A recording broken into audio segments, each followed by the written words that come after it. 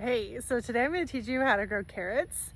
It was one of those things years ago when I started gardening that I just could not get right, and I have finally, dare I say, mastered them. So there's a few tricks that are super important so that you actually get carrots and don't waste a ton of seeds.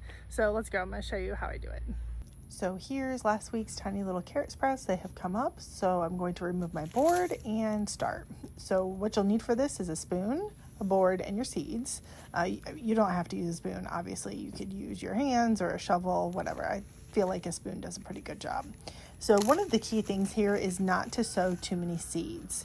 If you get too many sprouts coming up together, one, that just wastes a ton of seeds that you have to thin later, and two, you don't want the seedlings to compete with each other for space. They've shown that even at a tiny sprout size, the competition with each other inhibits future growth. So you really want to sow these about 2 inches and hope for 50% or so germination rate. You'll want to thin them to about 2 inches between each carrot as they come up. So I'm just going to cover this lightly, back up, really just a 1/4 inch under the soil, and then you'll tap it down gently with your board, move your board aside, and then we're going to give that a light water.